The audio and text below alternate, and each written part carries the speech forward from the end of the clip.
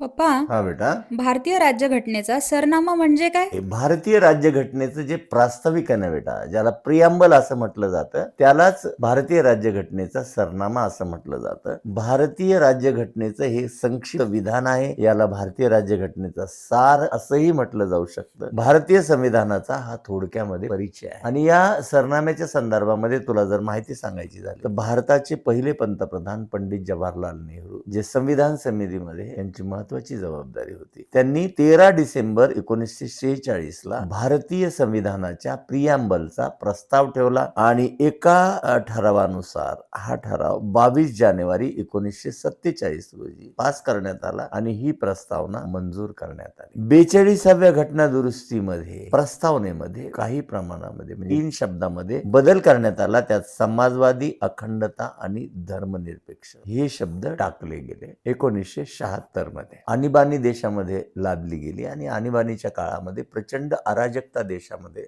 निर्माण झाली आणि हा देश धर्मनिरपेक्ष राहावा म्हणून 42वी घटना दुरुस्ती करून समाजवादी, अखंडता, अराजक निर्माण झालं होतं आणीबाणीच्या या प्रस्तावनेमध्ये. जे काही महत्वाचे शब्द आहेत की त्याच्या सगळ्यात महत्वाचा शब्द आहे बेटा, आम्ही भारताचे लोक. ह्या प्रस्तावनेमध्ये भारताचं संविधान लिहित असताना भारताच्या संविधानाचा स्रोत काय, ओरिजिन काय, हे संविधान भारतातल्या लोकांसाठी तयार केलेलं संविधान आहे. म्हणून आम्ही भारताचे लोक या वाक्याने, या शब्दाने या प्रस्तावनेची सुरुवात झालेली आहे. यामध्ये जे 5 शब्द आहेत त्याच्यामध्ये सार्वभौम, धर्मनिरपेक्ष, लोकशाही, समाजवाद, प्रजासत्ताक या संविधानाची व्याप्ती म्हणजे स्वरूप काय आहे या संविधानाचं ते याच्यामध्ये सांगितलेलं आहे. आणि सगळ्यात महत्वाचा जो उद्देश आहे संविधानाचा, मग तो न्याय, स्वातंत्र्य, समता, बंधुता निर्माण करणे हा या संविधानाचा मूळ उद्देश आहे. 26 नोव्हेंबर 1949 रोजी भारतीय संविधान स्वीकारण्यात आले. सार्वभौम म्हणजे काय बेटा,